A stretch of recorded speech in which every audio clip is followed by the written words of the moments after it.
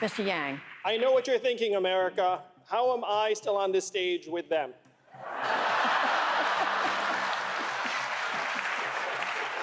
Our campaign is growing all the time because we are laser focused on solving the real problems that got Donald Trump elected in the first place. I spent 7 years helping create thousands of jobs in Detroit, Baltimore, New Orleans, and other cities, serving as an ambassador of entrepreneurship under President Obama. And I saw firsthand what many of you already know. Our country is falling apart. Our senior citizens are working until the day they die. Our kids are addicted to smartphones or drugs. We're seeing record high levels of depression, suicides, overdoses. Our companies are recording record profits while our people are literally dying younger. Our way of life is changing faster than ever, and the simple fact is this: our politicians in DC succeed whether we the people succeed or fail. Washington, D.C. today is the richest city in our country. What do they produce? Bad decisions? We need to get the money out of D.C. and into your hands, the hands of the American people. Join us at yang2020.com and help us rewrite the rules of the 20th century economy to work for us. Thank you, Senator. I want to switch topics to you, Mr. Yang. A new question. The Democratic Party relies on Black, Hispanic, and Asian voters, but you are the only candidate of color on the stage tonight, and the entire field remains overwhelmingly white. What message do you think this sends to voters of color? It's both an honor and disappointment to be the lone candidate of color on the stage tonight. I miss Kamala, I miss Cory, though I think Cory will be back.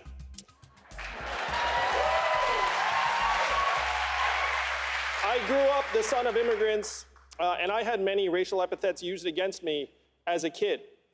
But Black and Latinos have something much more powerful working against them than words. They have numbers.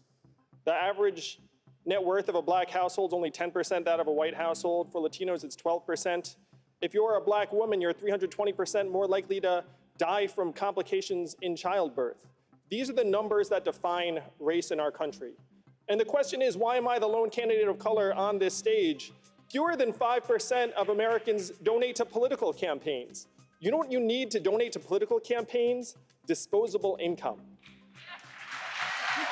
The way we fix this is we take Martin Luther King's message of a guaranteed minimum income, a freedom dividend of $1,000 a month for all Americans. I guarantee if we had a freedom dividend of $1,000 a month, I would not be the only candidate of color on this stage tonight. Mr. Yang, I didn't hear a specific answer from Mr. Steyer. Can you outline specific steps that the government should take to help integrate these young people into the workforce and into their local communities? I would love it. I have a son with special needs. And to me, special needs is the new normal in this country. How many of you all have a family member or a friend or a neighbor with special needs or autism? If you look around, most hands went up. The fact is, right now, we have to do more for Kyle. Special needs children are going to become special needs adults in many cases. And here's the challenge. We go to employers and say, hey, this special needs person can be a contributor in your workplace, which may be correct, but that's not the point. We have to stop confusing economic value and human value. We have to be able to say to our kids and Kyle that you have intrinsic value because you're an American and you're a human being. We're going to put a freedom dividend of $1,000 a month in everyone's hands, which is going to help families around the country adapt. And then we're going to take this burden off of the communities and off of the schools who do not have the resources to support kids like my son and make it a federal priority, not a local one, so they're not robbing Peter to pay Paul. I want to turn now to an issue that's been in the headlines quite a bit, and that is immigration. Mr. Yang, we have a question here from a professor right here at Loyola Marymount. There are nearly 200,000 DACA recipients, so-called dreamers, in the state of California, more than any other state, including several students right here at LMU. If you win and you reinstate DACA through executive action, another president could just overturn it again. So will you move on a permanent legislative fix for dreamers in your first 100 days if elected? Of course I would. I'm the son of immigrants myself, and I know that dreamers are essentially Americans in everything but this legal classification.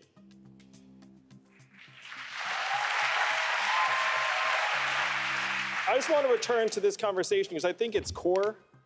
Our country is deeply misogynist, and most all of us know that. Money and men are tied together. That's where I thought Elizabeth was taking the conversation. The fact is, strong societies would elect more female leaders. Strong men treat women well for the same reasons. I'm on the record saying that you need both strong men and female leaders in government, because the fact is, if you get too many men alone and leave us alone for a while, we kind of become morons.